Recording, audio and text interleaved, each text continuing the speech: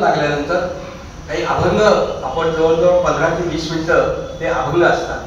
फार सुंदर अशा प्रकारचे अभंग असतात आणि ते अभंग ऐकत ऐकत आपलं भावनिष्ठ सुद्धा समृद्ध होत गेलेलं आहे. नुसता अभंग जरी आपण ऐकला तरी सुद्धा आपला संपूर्ण दिवस चांगला जातो. म्हणजे त्या संतांनी एवढं मोठं मराठी साहित्यामध्ये योगदान केलेलं आहे हे सहज आपल्या लक्षात येतं. पण एक गोष्ट एवढी महत्वाची आहे की हे सगळे संत कोणी शिकायला गेलेले नव्हते. म्हणजे कोण एम ए आहे, कोण बी एड आहे, कोण एम एड आहे, कोण ग्रॅज्युएट आहे, कोण डॉक्टरेट आहे, असं कुठेही नाही. परंतु कुठल्याही प्रकारचं शिक्षण नसताना सुद्धा पांडुरंगाच्या ठिकाणी असणारा एक भाव, पांडुरंगाच्या ठिकाणी असणारी एक निश्चित श्रद्धा या जोरावर त्यांच्याकडून आपोआपच एक अंतरीचे धावे स्वभावे बाहेर जे पोटात होतं ते आपोआप पोटातून बाहेर पडलं आणि सगळं संत साहित्य निर्माण झालेलं आपल्याला पाहतो. आज जो अभंग म्हणजे प्रत्येक वेळेला निरूपण करताना मी हाच अभंग घेतलेला आहे आणि त्याचं मी आपल्याला सांगितलं होतं की सगळ्याच ह्या वारकरी संप्रदायाचं संपूर्ण मंदिर कसं उभं राहिलं याचं रूपकात्मक वर्णन या संत बहिणाबाईंनी केलेलं आहे. 12व्या शतकामध्ये ज्ञानेश्वर माऊलींनी वारकरी संप्रदायाचा पाया घेतला आणि म्हणून त्यांनी लिहिलं की संत कृपा झाली इमारत फळा. संतांची कृपा जेव्हा होते तेव्हा वारकरी संप्रदायाची इमारत ही फळाला येते. ज्ञानदेवे रचिला पाया. ज्ञानदेवांनी या वारकरी संप्रदायाचा पाया घेतला. ज्ञानदेवे रचिला पाया उभारले देवालया नामातयाचा किंकर केले केला विस्तार. हे मंदिर भक्कम करण्याचं काम पुढच्या संतांनी केलं. नामदेव महाराजांनी ज्ञानदेव माऊलींचेच विचार हे पंजाबपर्यंत घेऊन पोहोचले. नामातयाचा केले केला विस्तार. आणि पुढे म्हटली जनार्दनी एकनाथ स्तंभ दिला भागवत. मंदिर जेव्हा भक्कम व्हायचं असेल त्यावेळेला खांब सुद्धा तेवढे भक्कम पाहिजे तरच मंदिर उभं राहील. पाया भक्कम पाहिजे तरच मंदिर उभं राहील. म्हणून ते म्हणतात की जनार्दनी एकनाथ स्तंभ दिला भागवत.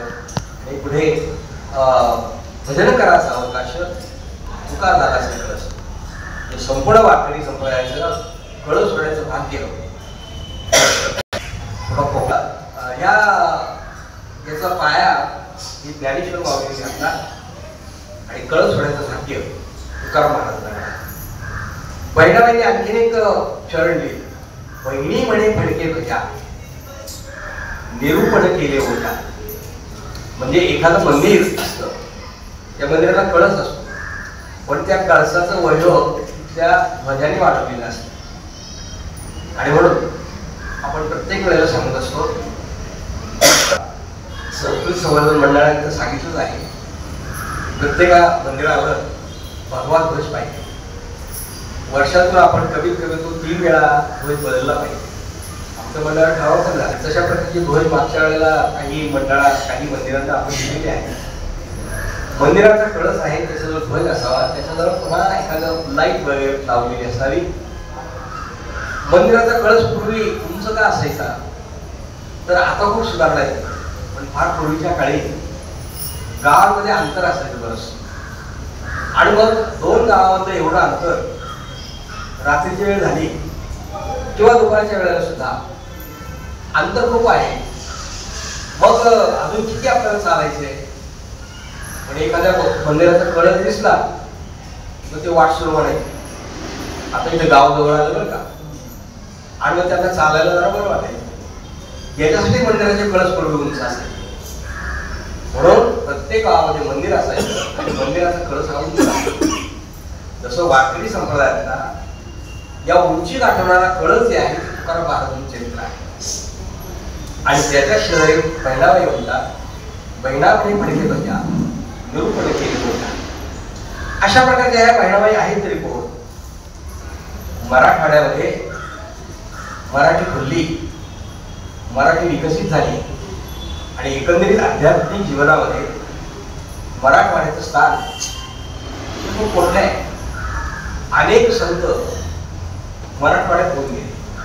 चोखामेळा मराठवाड्यात, जनाबाई मराठवाड्यात, म्हणजे पूर्वाश्रमी ते मराठवाड्यातले जनाबाईंचं चरित्र किंवा बरेचसे संत हे मराठवाड्यात होते.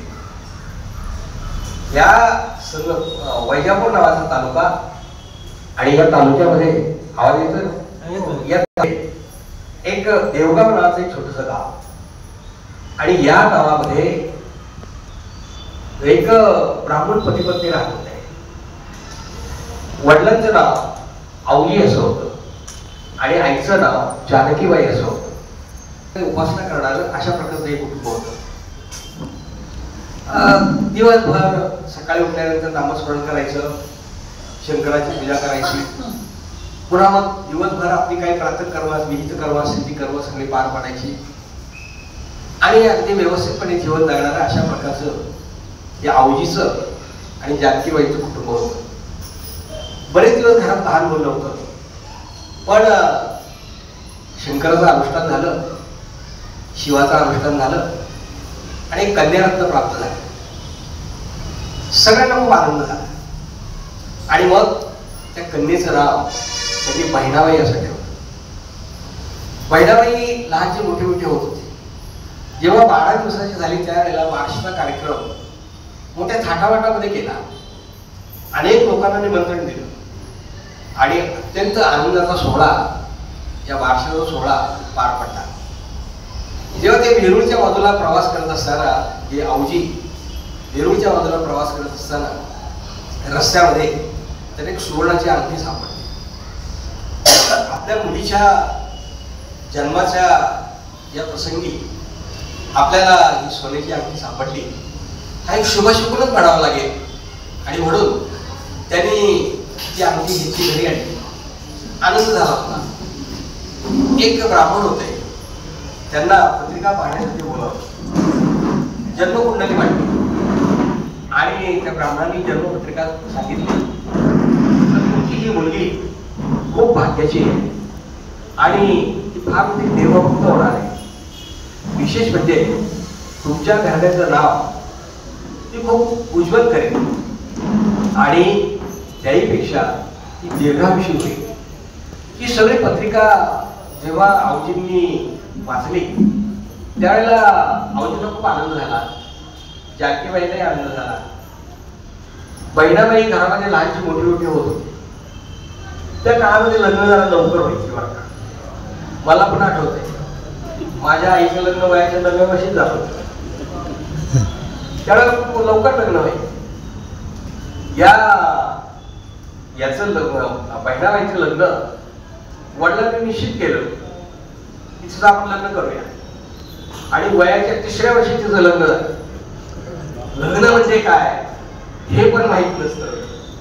भांडी कुंडी खेळण्याचं किंवा भावना भाऊचं लग्न लावण्याचं ते वय, पण इतक्या कमी वयामध्ये या बहिणाबाईचं लग्न झालं, वय वर्ष 3.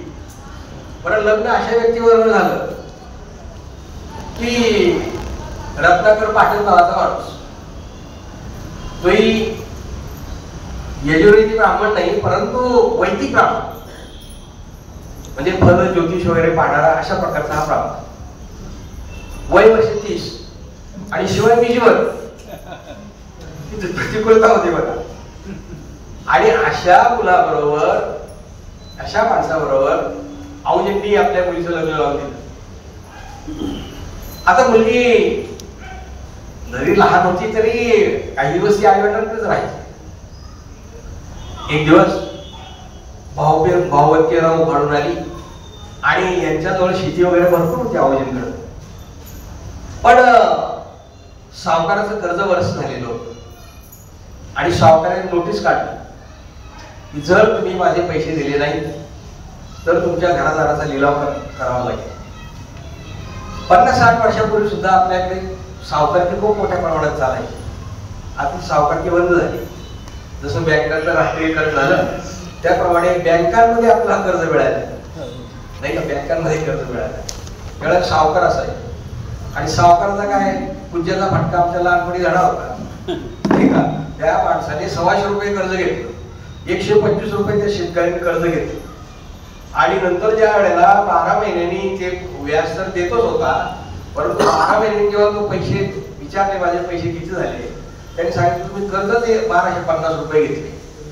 म्हणजे 125 वर फक्त शून्य दिला होता, पूज्याचा फाटका आम्हाला धडा होता मागच्या. अशी सावकारी किती वेळाला चालायची, सावकारांनी दमन दिला. शेवटी काय करावं समजेना. ही बातमी त्यांनी आपल्या जावयाला सांगितली. जावई मोठा धोडका होता आणि हुशार होता. त्यांनी सांगितलं की आपण याच्यावर एकच मार्ग आहे, आपण गाव सोडून जायचं आणि एक दिवस रात्रीच्या वेळेला आपला जो काही मोजका संसार होता तो घेतला आणि त्यांनी गावामधून मध्यरात्रीच्या वेळेला पलायन केलं. त्यावेळेला मोबाईल वगैरे अशी काही साधन होती, त्यामुळे कोण कुठे गेला कोण कुठे गेला हे काही समजत नव्हतं. बदल करत करत करत नरसिंहपूरला त्या ठिकाणी त्यांनी मुक्काम केला. गावामध्ये जायचं, कोरडानं मागायचं, त्याच्यावर आपला उदरनिर्वाह करायचा. म्हणजे आता हा किती आमचा प्रवास चालू होता. रत्नाकर पाठक त्यांचे जावई, नंतर आवशी, त्यांची पत्नी कांचीबाई आणि महिनाबाई, 4 चाललेला होता. प्रवास करत करत करत ते शेवटी पंढरपूरला आले. पंढरपूरला आल्यानंतर 5 दिवस पंढरपूरमध्ये वास्तव्य झालं. पण पांडुरंगाची मूर्ती आणि पांडुरंगाचं मंदिर पाहण्याचा एक योग महिनाबाईंना आला. 5 दिवसात जेवढं काही कीर्तन प्रवचनाचा लाभ घेता येईल तो तिने घेतला. परंतु पंढरपूरमध्ये फार काळ राहणं त्यांना काही प्रशस्त वाटले नाही आणि म्हणून त्यांनी पुन्हा पुढच्या प्रवासाला सुरुवात केली आणि ते रहिमतपूरला आले. रहिमतपूरला आल्यानंतर त्या गावातले एक पुरोहित होते, ब्राह्मण होते. कुठून पुढे चालत यांनी सांगितलं आम्ही यजुर्वेदी ब्राह्मण आहोत आणि आम्ही आता जिकडे अशी परिस्थिती काही निर्माण झाली आणि त्यामुळे जिकडे आम्हाला जाता येईल तिकडे आम्ही त्या ठिकाणी चाललो. यांनी सांगितलं की काही नाही, पुढे जायची गरज नाही, म्हणजे आमच्याकडे जा रहिमतपूरला. कारण ते जे पुरोहित होते त्यांना 1 वर्षासाठी काशीला जायचं होतं आणि यांचे जे रत्नाकर पाठक होते ते चांगल्यापैकी पौरोहित्य करत होते. त्यामुळे आपल्याला एक नवीन पौरोहित्य करणारा माणूस मिळाला याचा त्यांनाही आनंद झाला आणि ते पुरोहित काशीला निघून गेलेले आहे. निदान 1 वर्षभर तरी तुम्ही पौरोहित्य करा आणि तुमच्या कुटुंबाची गुजराण करा. झालं. 1 वर्ष छानपैकी गेलं त्यांचं. अगदी घरामध्ये घर लागले वगैरे सगळं व्यवस्थित असायचं.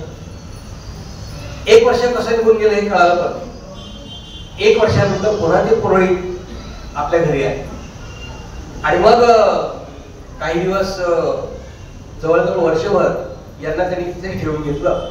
परंतु ते म्हणाले आता इथून पुढे मी माझं पौरोहित्य करणार आहे, तेव्हा तुम्ही तुमच्या मार्गाने कसं जायचं असेल ते जा. मग शेवटी आता पुढे गेलंच पाहिजे. पण सगळी ही मंडळी शेवटी कोल्हापूरला आहे. कोल्हापूर म्हणजे दक्षिणेकडची काशी, अंबाबाईचं मंदिर आणि त्या ठिकाणी आल्यानंतर आपल्याला थोडीफार इथे स्थिर स्थावरता लाभेल असं त्यांना वाटलं आणि मग तिथे पण राहायचं कुठे, त्यावेळेला राहण्याचा प्रश्न होता. गावामध्ये कोल्हापूरचे एक असे पुरोहित दीक्षित करणारे हिरमभट नावाचे ग्रस्त होते. ते हिरमभट त्यांना भेटले आणि त्यांनी विचारपूस केली, कुठून आलात काय वगैरे सांगितलं आणि आता आम्ही निवासासाठी जागा शोधतोय. हिरमभटांनी सांगितलं की कशा निवासासाठी दुसरीकडे जाता, माझं मोठं घर आहे, अंगण आहे आणि गोवड्या पण आहे, त्या ठिकाणी तुम्ही माझ्याकडे राहा. यात सगळ्यांना बरं वाटलं आणि आता त्या कुटुंबामध्ये, या हिरमभटाच्या कुटुंबामध्ये हे 5 जण राहायला लागले. कोल्हापूरचं वातावरण म्हणजे खरोखर दक्षिणेकडची काशी. अनेक ठिकाणचे लोक त्या ठिकाणी दर्शनाला येत आणि कीर्तन प्रवचन दुपारच्या वेळेला विशेषतः कीर्तन प्रवचन चालायचे. संध्याकाळी 4 वाजले की एखाद्या मंदिरामध्ये कीर्तन असायचं, एखाद्या मंदिरामध्ये प्रवचन असायचे. पूर्वी असं रात्रीच्या वेळेला वगैरे किंवा 7-8 नंतर कीर्तन वगैरे अशी व्हायची नाही, ते दिवसाच कीर्तन व्हायचे, म्हणजे 4-5च्या दरम्यान असा वेळ असायचा. महिनाबाई आता एव्हाना त्या 11 वर्षाच्या झाल्या होत्या. ज्यावेळी त्या रहिमतपूरमध्ये आल्या त्यावेळी त्या 9 वर्षाच्या होत्या. आता त्या 11 वर्षाच्या झालेल्या होत्या. त्यावेळेला पांडुरंगाचं पंढरपूरमध्ये काही दिवस राहिल्यामुळं प्रवचनाबद्दल आवड निर्माण झाली होती एक दिवस असं झालं की हिरमभट भिक्षुकी काढायचे आणि त्या ठिकाणी सोमवारचं उद्दीपन केलेलं होतं. त्या उद्दीपनाचं पौरोहित्य सगळं हिरमभटाने केलेलं होतं आणि ज्यांच्या घरी हे व्रत झालं त्यांनी त्यांना एक गाय आणि वासरू, गोवत्स गाय त्याला म्हणतात, गोवत्स गाय दान केली आणि त्यांनी ती आपल्या घरी आणली. दुसऱ्या दिवशी सकाळी उठल्यावर त्यांनी बहिणाबाईच्या वडिलांना हाक मारली आणि सांगितलं, मला ही गाय दान मिळालेली आहे, गोवत्स गाय आहे, तेव्हा या गायीचं पालन पोषण तुम्हीच करा आणि त्यांना ती दान करून टाका. आता ही गाय, हे वासरू आणि हे त्या सगळ्या कुटुंबाचा एक घटक आहे. बहिणाबाईंना त्या गायीचा आणि वासराचा इतका लळा लागला की बहिणाबाई जिकडे जात असेल तिकडे ते वासरू जात असेल, गाय आणि वासरू. बहिणाबाई घरात आली की ते पण घरात यायचे, बहिणाबाई मंदिराकडे चालली की ते गाय आणि वासरू मंदिराकडे जायचे. दुपारच्या वेळेला बहिणाबाईंना प्रवचन ऐकायची सवय लागली. ती प्रवचन ऐकायला गेली की आणि गाय आणि वासरू हे दोघे तिच्यावर असेल. ज्या वेळेला कीर्तन व्हायचं किंवा प्रवचन व्हायचं त्यावेळेला आरती व्हायची. मग आरतीच्या वेळेला जेव्हा आरती ओवाळली जायची त्यावेळेला ते गाय आणि वासरू पण आरतीच्या वेळेला उभं राहायचं आणि ते पण आपली मान ओवाळायचं. लोकांना मोठं नवल वाटायचं की माणसाप्रमाणे हे कसं काय वागतात. आणि यांच्याबद्दल अशी चर्चा झाली की पूर्वाश्रमीचे हे कुठेतरी असे पूर्वाश्रमीचे कुठेतरी त्यांचे ऋणानुबंध असतील. कदाचित त्या वासराचं जर प्रेम बहिणाबाईवर आणि बहिणाबाईचं प्रेम त्या वासरावर इतकं होतं की काही लोकांना असं वाटायचं का पूर्वजन्मी ही मायलेकर असावी आणि या जन्मी परत ते एकत्र आले आहे. काही लोक असं म्हणायचे की साधना करता करता यांनी एकत्र साधना केलेली असेल आणि साधनेमध्ये काहीतरी थोडी त्रुटी राहिली तर पुन्हा ते योगभ्रष्ट होतात आणि पुन्हा ते आपलं जीवन जगू लागतात आणि ती साधना पूर्ण करतात आणि मग ते आपल्या माघारी स्वर्गप्राप्ती त्यांना होते, मोक्षप्राप्ती त्यांना होते. तर ज्ञानेश्वर माऊली ही भावंड अशी योगभ्रष्टच भावंड होती. त्यांची साधना पूर्ण झाल्यावर त्यांनी ठरवलं की आपण आपल्या परत मार्गाला जायचंय. तुकाराम महाराज जीवनामध्ये किंवा सगळ्या संतांच्या बाबतीमध्ये असं आपण पाहतो. इथे या वासराचं आणि गाई याचं बहिणाबाईंचं एवढं प्रेम असायचं. एकदा हिरमठाचं कीर्तन चाललेलं होतं. हिरमठ हे रामदासी संप्रदायातले होते पण विठ्ठल भक्तीचा पंढरपूरमध्ये त्यांनी 13 वर्षे निवास केलेला होता. त्यामुळे विठ्ठल भक्तीचा प्रभाव त्यांच्यावर होता. वारकरी संप्रदायाचे एक प्रभाव त्यांच्यावर होता. तुकाराम महाराजांचे अभंग, ज्ञानेश्वर महाराजांचे अभंग आणि त्याच्यावर ते सुंदर अशा प्रकारचं निरूपण करायचं. त्यांचं निरूपण इतकं आवडायचं लोकांना की रोज त्या मंदिरामध्ये खूप गर्दी व्हायची. ज्या वेळेला बहिणाबाई ऐकायला जायची त्यावेळेला ते गाय आणि वासरू पण त्याच्याजवळ जायचे. ते वासरू तिच्या जवळ बसायचे आणि तिच्याजवळ बसल्यानंतर ते कथा ऐकत असायचे. एक प्रसंग असा घडला की एकदा एका ठिकाणी असंच एका वाड्यात कीर्तनाचा कार्यक्रम आयोजित केलेला होता आणि त्या ठिकाणी गर्दी बरीचशी होती, जागा कमी होती आणि कीर्तनाला सुरुवात झाली. पण या वासराला काही ते आतमध्ये येऊ द्यायचं. जे श्रोते होते त्या वासराचं काय काम आहे, आपल्याला बसायला जागा नाही तर याला कशाला आपण जागा द्यायची इथे, म्हणून त्यांनी त्या वासराला हुसकावून लावलं आणि त्याला बाहेर हे केलं, बाहेर ठेवलं आणि इकडे कीर्तन सुरू झालं. कीर्तन सुरू झालं पण बहिणाबाईंचं लक्ष काही त्या कीर्तनात नव्हतं. ते वासरू पण ओरडत होतं. बहिणाबाई ही वासरू आपल्या जवळ नाही म्हणून तिच्या डोळ्यातून घळघळ अश्रू राहत होते. त्या कीर्तनकारांचं लक्ष म्हणजे हिरमठांचंच कीर्तन होतं त्या ठिकाणी. त्यांचं लक्ष येत आहे बहिणाबाई आणि विचार की काय रडते बाळा तू.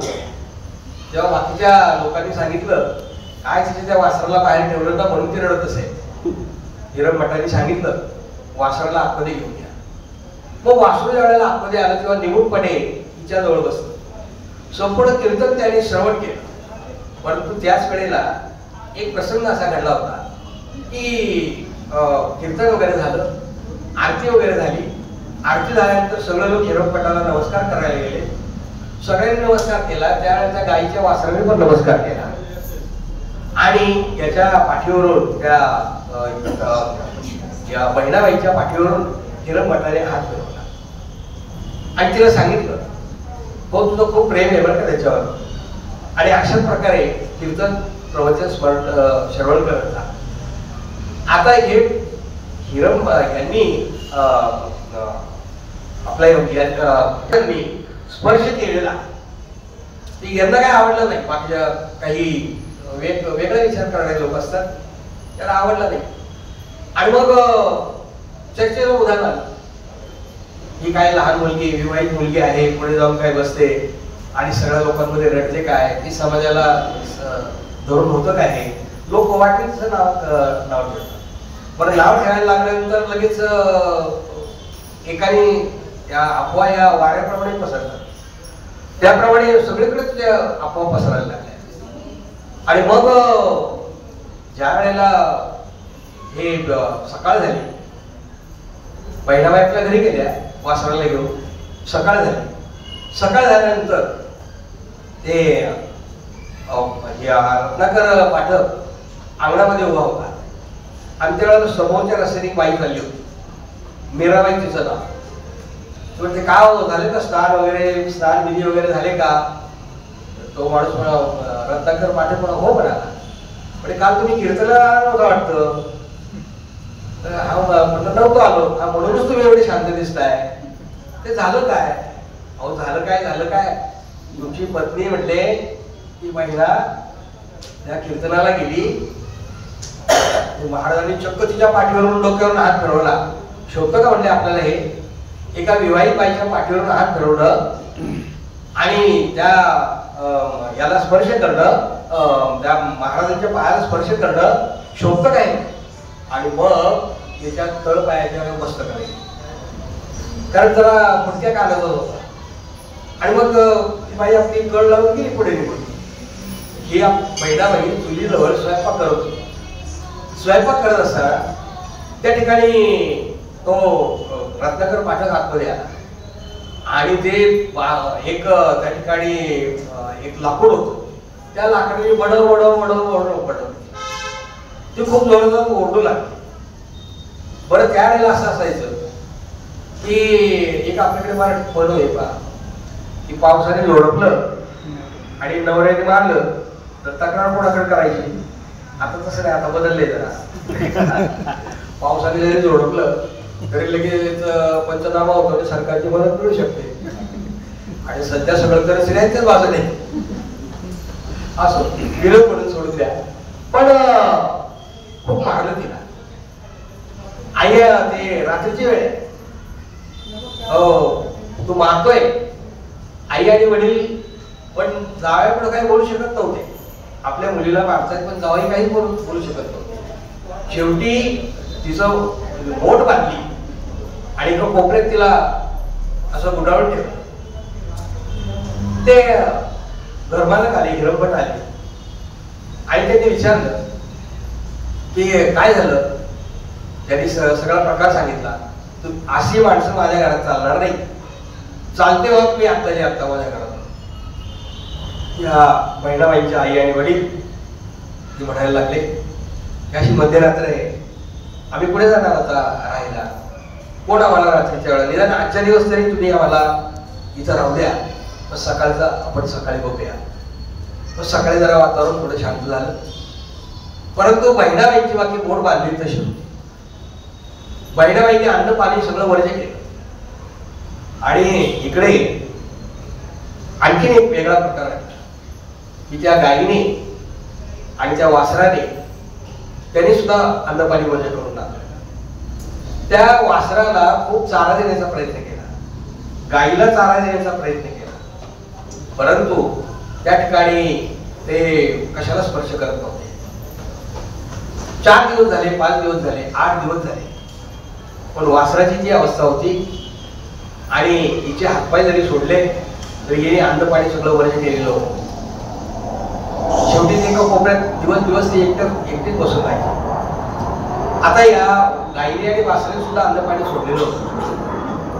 वडगावकरांना म्हणजे ज्यांची कीर्तन वगैरे असायची त्या वडगावकरांना ही बातमी समजली आणि वडगावकर स्वतः तिथे आहे ते आल्यानंतर सगळे विचारपूस केली आणि मग त्यांना माहीत होतं की ही ज्या वेळेला आपल्या कीर्तनाला यायची त्यावेळेला वासराचं तिच्यावर किती प्रेम आहे आणि तिचं वासरावर किती प्रेम आहे हे सगळं वडगावकर महाराजांना माहीत होतं आणि म्हणून त्यांनी समजूत काढली आणि मग ते नवऱ्याला पण त्या रत्नाकर पाठकाला सांगितलं, अरे तू नको नको ते विचार तुझ्या मनामध्ये आणू नकोस.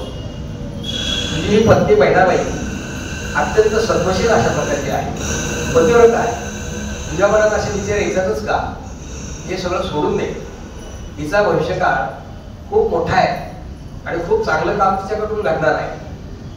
आणि मग रत्नाकर पाठकाचा जरा राग थोडा शांत झाला आणि ही ज्या वेळेला रत्नाकर पाठक त्या वासराजवळ गेले त्यावेळेला पाहतात तर त्या वासराची अगदी दयनीय अवस्था झालेली होती. जवळजवळ ते मृत्यूपंथाला लागलेले होते. बरीच माणसे गोळा झालेली होती. वडगावकरांच्या बरोबर काही माणसं त्या ठिकाणी गेलेली होती आणि त्या वेळेला वडगावकरांनी सहज आता याचा शेवटच होतोय आणि म्हणून त्याच्याकडे पाहून वडगावकर महाराज हे श्लोक म्हणाले, मुखम करोति वाचा लंपम कुल्लम गेली. आणि मग एक प्रकारचा चमत्कार घडला.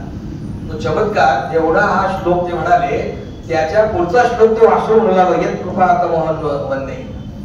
म्हणजे पुढचा श्लोक त्या वासराने सगळा पूर्ण केला, परमानंद माधव. आणि हे ज्या वेळेला ऐकलं लोकांनी त्यावेळेला लोकांना एक प्रकारचा चमत्कार वाटला. वाऱ्यासारखी बातमी संपूर्ण कोल्हापूरमध्ये पसरली. आपण या वासराचा त्याच वेळेला श्लोक अंत झाला. सगळीकडे दुःखाचं वातावरण तयार झालं आणि मग त्या यांना ती बातमी समजली, वडगावकर महाराजांना ती बातमी समजली. वडगावकर महाराज परत तिथे भेटायला आले. त्या वासराला नमस्कार केला आणि सांगितलं की माणसांप्रमाणे तिथे अंत्ययात्रा काढा. आपल्या कोल्हापूरमध्ये काही भजनी मंडळ असते, त्या भजनी मंडळाला निमंत्रण द्या. गुलाल बुक्का याची उधळण करा, तुळशीपत्र आणि बैलगाडीतून याची मकर सभा अंत्ययात्रा काढायची. आणि मग त्या वासराला त्यांनी त्या याच्यामध्ये टाकलं आणि ते वासरू भजन पुढे चाललेलं आहे. नंतर त्या गुलाल फुलं तुळशी वगैरे उधळत आहेत आणि त्या वासराची अंत्ययात्रा काढलेली आहे. त्यावेळेला त्या वासराची जी आई होती गाय, एक 10 फुटांतरावर असेल, तिने एकदम आपल्या वासराच्या जवळ झेप घेतली आणि तिच्या वासरापर्यंत गेली आणि मग बहिणाबाई तिच्यावर गेली. बहिणाबाईने तिच्या पाठवून हात फिरवला. बहिणाबाईचं दुःख त्या गाईला समजलं. गाईने आपलं दुःख आवरलं, बहिणाबाईने आपलं दुःख आवरलं आणि त्या वासराला मात्र समाधी दिली. असेच काही दिवस त्या ठिकाणी गेले. आता यांची प्रवचन कीर्तन खूप ठिकाणी चालायची. वडगावकर महाराजांची, तुकाराम महाराजांच्या बद्दल ते खूप चांगलं चांगलं सांगायचे. ज्ञानेश्वर बाबांच्या हरिपाठातले अभंग सांगायचे, आत्मा अमर आहे, वासात गिरणारी यथा विहाय नवानी ग्रहाचे नवपराणी, तसा शिराणे विहाय निर्णय नवानी दे. आत्मा हा अमर आहे. जुनं वस्त्र झालं की आपण टाकून देतो, नवीन वस्त्र परिधान करतो. जुनं वस्त्र टाकताना दुःख नाही, नवीन वस्त्र परिधान करताना आनंद नाही. असा हा आत्मा सतत प्रवास करत असतो. वगैरे वगैरे वेगवेगळ्या प्रकारची तत्वज्ञान ते आपल्या अभंगांमधून सांगायचे. भक्तियोग, कर्मयोग, ज्ञानयोग, कर्मसन्यास योग, असं अनेक विचार आपल्या प्रवचनामधून आणि कीर्तनामधून ते वाटायचे. तुकाराम महाराजांचे विचार सुद्धा तेवढ्याच पद्धतीने सांगायचे की जे का रंगले गांधले त्याचे म्हणे तो आपुले, तोची साधू ओळखावा, देव तेथीची जागावा. साधूची लक्षणं ते सांगायचे की साधू खरं तर अशा प्रकारचा असतो, जे रंगलेले आहे, गांधलेले आहे, त्यांना जो जवळ करतो तोच खरा साधू असतो. मग चांगल्या माणसांची लक्षणं कशी असतात ते सांगायचे आणि मग लोकांना सांगायचं, लोक जीवन हे परत परत नाही, जीवन हे आनंदासाठी आहे. आनंदाचे डोकी, आनंद तरंग, आनंदाचे अंग, आनंदाची. जीवन हे आनंदासाठी आहे. आनंदाने सगळेजण जीवन जगत चला. संतांनी जो मार्ग सांगितला त्या मार्गाने आपण सगळेजण जाऊया. ज्ञानेश्वर बाबांनी ज्ञानेश्वरी सांगितली, हरिपाठाचे अभंग सांगितले. रोज नामस्मरण करा. नामस्मरणाशिवाय तरोपाय नाही. नामस्मरणामुळे माणसाचा उद्धार होतो आणि नामस्मरण हे अगदी सोपं आहे. नामसंकीर्तन साधन पै सोपे, जळतील पापे जन्मांतरी, तेव्हा ठाईचं वैसोनी कराई चित्त आवडी आनंद आळवावा, कुठेही जाण्याची गरज नाही, त्याचं नामस्मरण करा. असे अनेक विचार त्या याच्यामधून कीर्तनामधून प्रवचनामधून त्यांना ऐकायला मिळायचे. आणि मग तुकाराम महाराजांचे अभंग वाक्य जेव्हा बहिणाबाईंनी ऐकले त्यावेळेला बहिणाबाईंना तुकाराम महाराजांच्या बद्दल एक प्रकारची ओढ निर्माण झाली. कधी आपल्याला महाराज भेटते. पण परत एकदा असा एक प्रसंग घडला त्यांच्या जीवनामध्ये की आता बहिणाबाई स्वतः अभंग रचना करायला लागली. बहिणाबाईंची कीर्ती वाढायला लागली आणि बहिणाबाईंची कीर्ती वाढायला लागल्यानंतर सगळीकडे कोल्हापूरमध्ये आता बहिणाबाईंच्या दर्शनाला लोक यायला लागले. एका संत श्रीचं जणू काही तिला पद प्राप्त झालं अशा प्रकारची तिची अवस्था. पण आपल्या बायकोचं मोठे मन कुठल्या नवऱ्याला आवडतं नाही का? खरं तर आवडायला पाहिजे नाही का? बायकोचं मोठेपण नवऱ्याने मान्य केलं पाहिजे, नवऱ्याचं मोठेपण बायकोने मान्य केलं पाहिजे. पण असं नसतंच बरं का कधी कधी. एक बाई आहे ना, त्या एका 2 वर्ष 4 वर्ष झाले ते लग्न होऊन आणि लगेच नवरा म्हणजे मला घटस्फोट पाहिजे. प्रकरण सगळं कोर्टामध्ये गेलं. आता कोर्टामध्ये त्या न्यायाधीशाने समजून सांगितलं, बाई अहो तुमचं आता नुकतं 4 वर्ष झाली लग्नाला, जीवनामध्ये खूप सुख असतं दुःख असतं, नवरा बायकोने हे सगळं सहन करायला लागतं, या परावृत्त करायला लागलं. व हे घटस्फोट काही तुम्ही घेऊ नका, तुमच्या दोघांमध्ये समझोता करा आणि घटस्फोट काही घेऊ नका. तेव्हा ती बाई परत परत सांगायची, अहो 4 वर्ष झाली लग्नाला, 4 वर्षात 4 महिने काय, 4 महिने सुद्धा यांनी मला सुख दिलं नाही, 4 महिन्यातले 4 दिवस सुद्धा यांनी मला सुख दिलं नाही, 4 दिवसातले 4 क्षण सुद्धा यांनी मला सुखाने राहू दिलं नाही. आणि तुम्ही म्हणता याच्यावर नांदायला जा, याच्यावर नांदायला जा. मग याच्यावर नांदायला जायच्या म्हणजे मी तुमच्याजवळ यायचं का नांदायला? अरे आपल्या कपडा तो म्हणला अवस्था अशी म्हणून तर मी तुला समजून सांगते. पत्नीचं मोठेपण मान्य करायला पतीचं पण मन मोठं असावं लागतं, किंवा पतीचं मोठेपण मान्य करायला पत्नीचं पण मोठं मन असावं लागतं. दोघांची मन मोठी असावी लागतील. पण रत्नाकर पाठक ते विचारता नव्हतंच मुळात. रत्नाकर पाठक हा वेदांती ब्राह्मण होता. मग त्याचा याच्यावर वारकरी संप्रदाय नाम घोष वगैरे याच्यावर काहीच विश्वास नव्हता. आणि झाली परत दोघांची भांडणं सुरू झाली. इतकी भांडणं सुरू झाली. एक दिवस आपल्या सासऱ्याकडे गेला तो आणि तो म्हणाला, सासरे बा मला इथे राहायचं नाही. कोण तो बोवा देहूचा आणि इथे येतो, हे त्याचं तत्वज्ञान हे ऐकते आणि लोक हिच्या नादाला लागतात. मला हे अजिबात मान्य नाही. मला इथं क्षणभर पण थांबायचं नाही, मी आपला निघून चाललोय. आता सासरेबांनी सांगितलं, अहो जावई बुवा, आमच्यावर ज्या वेळेला प्रसंग होता त्यावेळेला तुम्ही आम्हाला मदत केली, तुमचे आमच्यावर खूप उपकार आहे, असं करू नका. आणखीन एक गोष्ट पहा, अहो आता तिला दिवस गेलेले आहे, 3 महिने झाले, निदान त्या बाळाकडे पाहून तरी तुम्ही भांडण करू नका. पण तरी तुझ्या डोक्यातला काही राग नाही.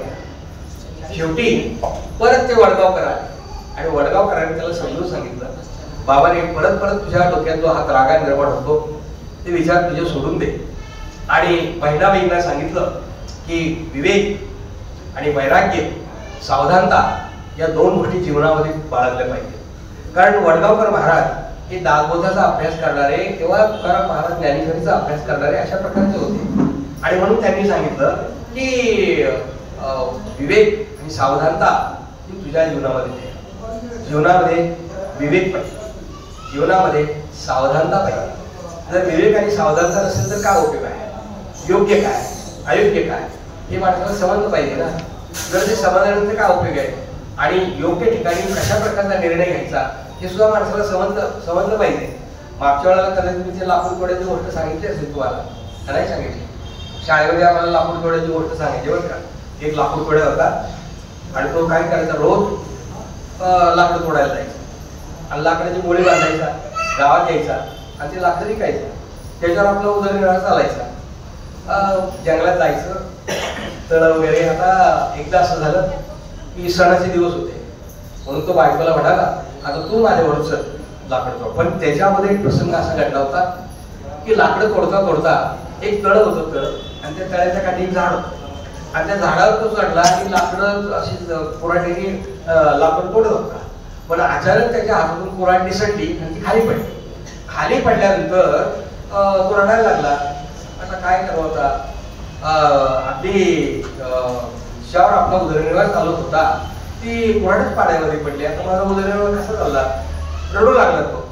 पण देव प्रसन्न झाले आणि पाण्यातून देव वर आले आणि त्याने विचारलं, अरे बाबा रडतोस का?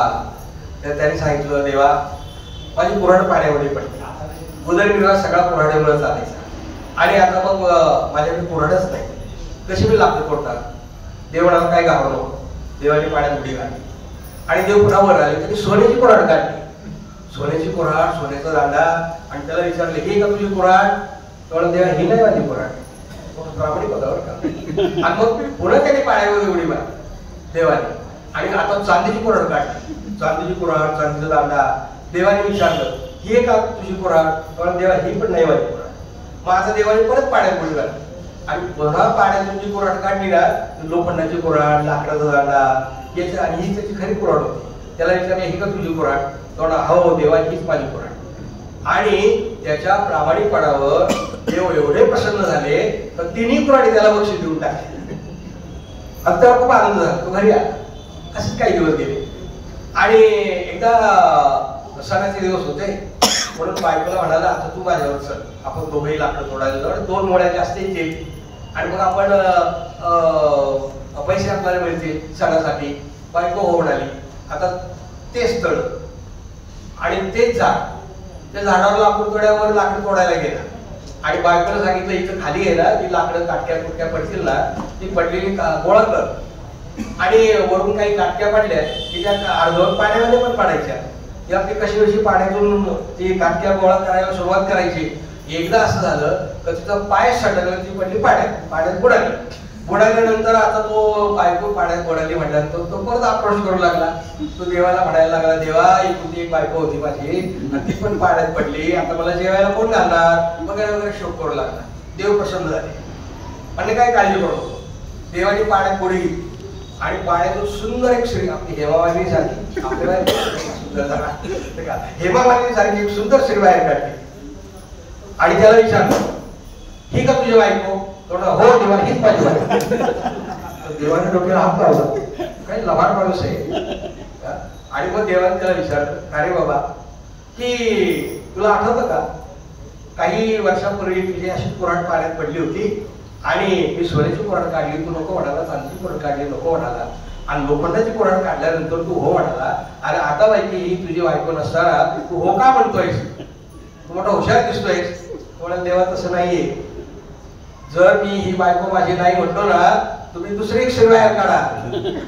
तिला पण मी नाही म्हटलो ना, मग तिसरी माझी खरी बायको बाहेर काढा आणि मग मी खरं बोललो म्हणून तिन्ही बायका मला देऊन टाका. ही बायको सांभाळला अवघड. विवेक पाहिजे जीवनामध्ये, विवेक. गोष्ट म्हणजे सुंदर आहे पण विवेक शिकवते आपल्याला, योग्य काय अयोग्य काय. वडगावकर महाराजांनी सांगितलं, पहिला तू विवेक आणि सावधानता 2 गोष्टी तुझ्या मनामध्ये कायमच्या ठेव. आणि मग एक दिवस तिला असं वाटायला, कधी भेटतील तुकाराम महाराज मला. तुकाराम महाराजांच्या बद्दल बरंच तिने, एक साधू आहे आणि एक चांगलं जीवन जगणारे अशा प्रकारचे महाराज आहेत, कधी आपल्याला भेटतील. आणि मला वाटतं कार्तिक वद्य सप्तमीचा दिवस, पंचमीचा दिवस होता. त्यावेळेला त्यांना यांचा बहिणाबाईंचा जन्म हा शके 1551 वाजता, म्हणजे तुकाराम महाराजांचे सबक आहे. आणि त्या वेळेला हिला तुकाराम महाराजांचा दृष्टांत झाला स्वप्नामध्ये, तुकाराम महाराज, आणि स्वप्नामध्ये तिला अनुग्रह दिला. तुकाराम महाराजांची परंपरा जर पाहिली ना, तर हे सगळ्या परंपरेमध्ये आपल्याला असं दिसतं बरं. तुकाराम महाराजांना अनुग्रह मिळाला तो स्वप्नामध्येच मिळाला. यांना बहिणाबाईंना अनुग्रह मिळाला तो स्वप्नाचा अनुग्रह मिळाला. किंवा निळोबारायांना, पिंपळनेरचे निळोबाराय महाराज, त्यांना अनुग्रह मिळाला तो स्वप्नातच मिळाला. तुकाराम महाराज ज्या वेळेला गेल्या वैकुंठाला, त्यावेळेला निळोबाई त्यावेळेला उपस्थित नव्हते. पण निळोबारायांनी दावा केला की महाराज, तुमच्या जाण्याच्या वेळेला मी तिथे असायला हवं होतं, पण तुम्ही तसेच वर गेलात, तेव्हा तुम्ही या खाण्यासाठी या परत. त्यांनी दावा केला. पण वरचा माणूस काय परत खाली येतो का? पांडुरंग आले त्या ठिकाणी निळोबारायांना दर्शन द्यायला. पण गुरुवर एवढी मोठी श्रद्धा की निळोबा काय म्हणतात, येथे तुझं लागे बोलाविले कोणी, बोलाविल्या वाचून आले सका. देवाला सुद्धा झिडकावून लावलं, तुला मी बोलवलंय का, तू का आज बोलावल्याशिवाय. मला तुकाराम महाराजची भेटते आणि महाराज निळोबा राहण्यासाठी परत खाली आले. 3 वेळा, एकदा मुलीसाठी आले, एकदा जगणाऱ्या माणसासाठी आले आणि एकदा निळोबा राहण्यासाठी आले. सगळे स्वप्नाचंच हे दृष्टांत आहे. तसं बहिणाबाईंना स्वप्नामध्ये दृष्टांत झाला आणि आता मात्र तिला आस लागली. सकाळी जेव्हा ते उठले त्यावेळेला आपल्याला पडलेलं स्वप्न ती वडगावकर महाराजांना सांगायला गेली. वडगावकर महाराजांना सुद्धा तशाच प्रकारचा दृष्टांत झाला होता आणि तुकाराम महाराज वडगावकर महाराजांच्या स्वप्नात येऊन गेले. वडगावकर महाराजांना सुद्धा तुकाराम महाराजांनी स्वप्नात दृष्टांत दर्शन दिलेलं होतं. आता माझा आनंद गगनात पाहायचा झाला आणि ती आपल्या वडिलांना म्हणाली, पतीला म्हणाली, काही जरी झालं तरी आपण देऊला जायचं. बदल करत करत करत करत सगळे मंडळी देऊला आलेले आहे. आता त्यावेळेला पायी प्रवासाशिवाय दुसरे काही साधन नव्हते. देव हे छोटंसं गाव होतं. आता तिथे आल्यानंतर राहायची सोय कुठे होणार. एक कोंडाची कुलकर्णी होते. कोंडाची कुलकर्णीने विचारलं, त्यांनी विचारलं आपण कुठून आलात. यांनी सगळा आपला पूर्व इतिहास वगैरे सगळा सांगितला. कोल्हापूरवरून आम्ही आलोय आणि तुकाराम महाराजांचा दृष्टांत झाला आणि आम्हाला त्यांचं दर्शन घ्यायचं. इथे कुठे आमची निवासाची राहण्याची सोय होईल का. तेव्हा ते म्हणाले, आता दुपारची वेळ आहे, तुम्ही आता कुठं माधुकरी मागणार. तेव्हा दुपारी जेवायला माझ्याकडे या, गावात थोडी चौकशी करा आणि तिथे जर नाही सोय झाली तर मग मी तुमची काहीतरी सोय करेन, पण जेवायला मात्र माझ्याकडे. माणसं चांगली होती. पण ते गावामध्ये गेले. गावात गेल्यानंतर नेमकं एकाला विचारलं, पण कोंडाजीला मात्र वाटलं की तुकाराम महाराजांचं नाव किती मोठं आहे. कोल्हापूरपर्यंतचे, कोल्हापूरवरून लोक यांना भेटायला येतात, म्हणजे तुकाराम महाराज खरे साधू आहेत. इथून कोल्हापूरमध्ये बातमी जाणं ही सुद्धा त्यावेळेला खूप कठीण गोष्ट होती. आणि मग तुकाराम महाराजांना ते मानणारेच होते. शेवटी गावामध्ये बरेचसे विचारपूस केली, पण एका कुटुंबात गेल्यानंतर त्यांनी विचारलं, काय पाहिजे तुम्हाला. म्हणजे आम्ही कोल्हापूरवरून आलोय आणि तुकाराम महाराजांचं दर्शन आम्हाला तुक्याचं आणि त्याच्या दर्शनासाठी तुम्ही आला. चालते वाई तू आवडतो. त्याला वेगळंच अनुभव आला. हे म्हणाले, एक रस्ता आपल्याला असे भेटले तर ते आपल्याला या कसा म्हणत होते, जेवायचं निमंत्रण दिले आणि हा रस्ता असं का बोलतोय. शेवटी हे दुपारी याला त्या कोंडाजी भटांकडे आले आणि दुपारची वेळ झाली. त्यांनी विचारलं की मिळाली का जागा तुम्हाला राहायला. काय म्हटले, पण आम्हाला एका ठिकाणी वेगळाच अनुभव आला, पण तुम्ही चुकीच्या ठिकाणी गेला. तुकाराम महाराजांचा द्वेष करणारे मंबाजी बुवा या गावामध्ये आहे आणि त्याच्याकडे तुम्ही गेलात म्हणून तो तुम्हाला असं बोलला. पण शेवटी झाली की नाही तुमची सोय. तेव्हा त्यांनी सांगितलं, आमची सोय झाली की ज्या ठिकाणी तुकाराम महाराज राहतात त्यांच्याच ओळीमध्ये आम्हाला तिथे राहण्याची सोय आमची झाली. तर खूप आनंद झाला. म्हणजे आता दुपारची वेळ आहे, जेवण करून जा. सगळ्यांनी जेवण वगैरे केलं. तुकाराम महाराजांच्या वाड्यात राहायची संधी आता. आज तुकाराम महाराजांचा वाडा आणि पांडुरंगाचं मंदिर एकदम जवळजवळ. रोज महाराजांची कीर्तन ऐकायला मिळायची, रोज महाराजांचा हरिपाठ ऐकायला मिळायचा आणि तुकाराम महाराजांचा सहवास बहिणाबाईंना खूप चांगल्या पद्धतीने लाभला. खूप चांगला परिस्पर्श झाला तिच्या जीवनामध्ये आणि बहिणाबाईची प्रतिभा होती ती अधिकाधिक अशा प्रकारची उजळत गेली आणि बहिणाबाई आता आनंदी जीवन जगू लागली. पण एकदा असं झालं की बहिणाबाई कोणतरी बाई या ठिकाणी आली आणि ती तुकाराम महाराजांच्या नादी लागली. तिची कीर्तनं वगैरे प्रवचन ऐकायला रोज येते. तिच्यावर तिची गाय, कारण गायीला पण बरं वाटलं होतं ना. मग याने काय केलं, एक दिवस तिची गायच आपल्या वाड्यामध्ये आली आणि त्या वाड्यात आणून महाराजांचं मंदिर म्हणजे पांडुरंगाचं मंदिर आणि मंबाजी बुवाचा वाडा जवळ होता. काठ्याचं कुंपण होतं मध्ये. त्या गायीला त्यांनी आतमध्ये गेलं, मार मारलं त्या गायीला आणि गायी बिवडू लागली. यांना समजलं की गाय कुठे आहे. शेवटी ती गाय मंबाजी बुवांकडे असेल असं तुकाराम महाराजांना वाटलं. शेवटी त्या गाईला तिची सोडवणूक केली आणि त्या गाईला परत आपल्या घरी आणलं. अशा प्रकारचं एक त्रास या मोबाईलवरनी सगळ्याच लोकांना त्यावेळेला केलेला होता. आता बहिणाबाईंना तुकाराम महाराजांची कीर्ती सगळीकडं दिंड्या यायच्या, लांबून लांबून लोक यायचे, महाराजांची प्रवचन खूप ठिकाणी व्हायची, कीर्तन अनेक ठिकाणी व्हायची आणि लोकांच्या मध्ये परिवर्तन होत चाललं. बहिणाबाईंच्या जीवनामध्ये सुद्धा एक आमूलाग्र अशा प्रकारचा आता बदल झालेला होता. आणि मग एक दिवस तुकाराम महाराज हे जग सोडून गेले. माघ मध्य त्रयोदशीला तुकाराम महाराज त्याचं वैकुंठ गमन झालं. 375 वर्षे पूर्ण झाली आणि आता बाकी तुकाराम महाराज नाही म्हणून देहू जरा ओस पडू लागले, निस्तेज दिसू लागले. बहिणाबाईंना असं वाटलं ज्यांच्यासाठी आपण या ठिकाणी आलो होतो तेच आता नाही, मग आपण कशाला राहायचं इथं. बहिणाबाईंनी आपल्या पतीला सांगितलं.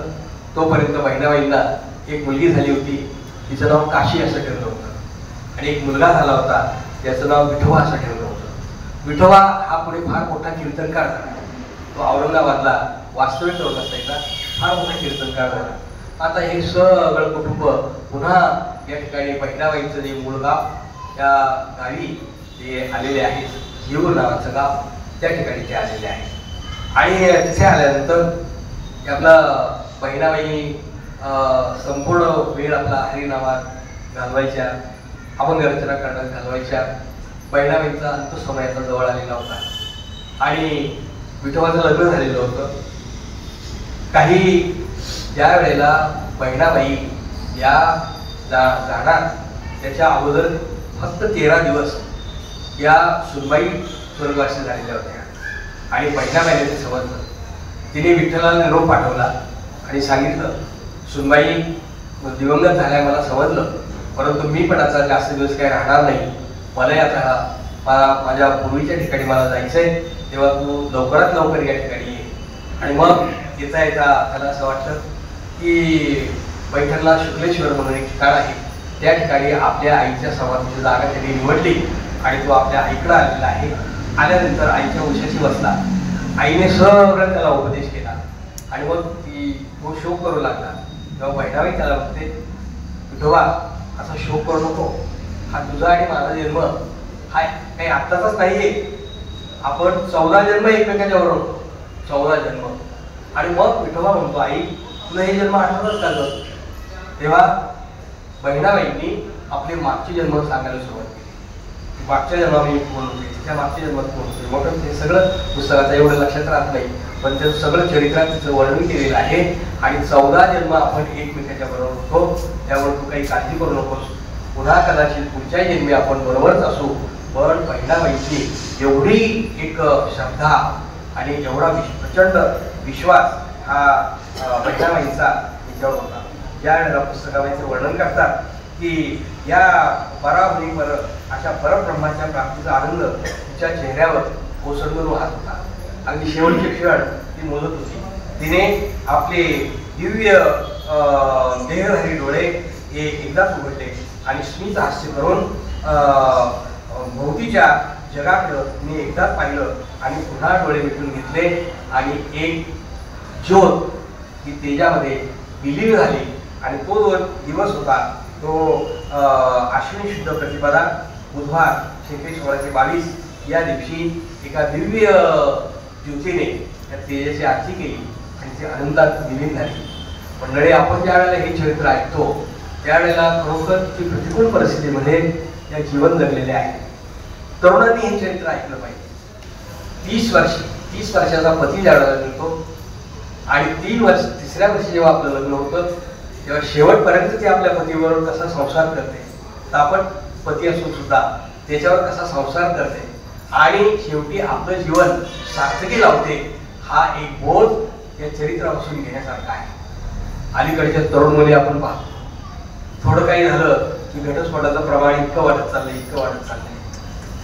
प्रपंच आहे, खटके उडतात, पण तडजोड करणं हे इतकंच महत्वाचं आहे. पण हे विचार जोपर्यंत आपल्या तरुण पिढीमध्ये येत नाही तोपर्यंत ही समाज व्यवस्था ही अशीच चालू राहील. अलीकडे तर भोगवा जिकडे तिकडे भोगाळलेला आहे, तेव्हा ते अधिकाधिक असं वाईटच परिस्थिती निर्माण होत आहे, तेव्हा खरं तर तरुणांनी या ठिकाणी अशी आध्यात्मिक प्रवचन ऐकली पाहिजे. आपलं जीवन जर चांगलं व्हायचं असेल, आपलं जीवन जर चांगलं घडवायचं असेल तर त्यासाठी आध्यात्मिक विचाराशिवाय तरुणोपाय नाही. आणि म्हणून जीवनात आध्यात्मिक विचार आले पाहिजे. संत आपल्याला जो मार्ग सांगतात तो मार्ग तुकाराम महाराजांनी आपला अवतार कार्य हेच सांगितलंय ना. ते म्हणतात आम्ही वैकुंठवासी आलो याचं कारण असे बोलिलेली सुई साच भावे असावया झाडू संतांचे मार्ग आडर आणि भरली जग. संतांचे मार्ग दाखवण्यासाठी आम्ही आडराने जग भरले. उजळाया आलो वाटा खरे खोटे निवाडा, खरं काय खोटं काय हे सांगण्यासाठी आम्ही या ठिकाणी आलो. परंतु आज मात्र संतांचे चरण, ते संतांच्या याच्यावर विश्वास ठेवतात, त्यांचं जीवन चांगलं झालेलं आपण पाहतो. अन्यथा आपल्या जीवनामध्ये किती पैसा असला, किती संपत्ती असली किंवा आणखीन काही जरी किती असलं तरी शेवटी आपण सगळं शून्य आहोत हे माणसांच्या लक्षात येत नाही. म्हणून संत विचार आमच्या जीवनामध्ये खूप महत्वाचे आहेत. जे काही पहिल्यानंतर चरित्र जे काही मला माझ्या पद्धतीने सांगता आलं एवढं मी आपल्यापर्यंत पोहोचण्याचा प्रयत्न केला. जे ज्यादा अधिक ते सरते करून घ्या पुढे विनंती असे अशा प्रकारची प्रार्थना करतो. आणि या ठिकाणी श्री ज्ञानदेव तुकाराम पंढरीनाथ भगवान की जय, महाराज की जय, जगद्गुरु संत तुकाराम महाराज की जय. चिंतन श्री गुरुदेव दत्त, गुरुदेव दत्त, गुरुदेव दत्त. संत बहिणाबाई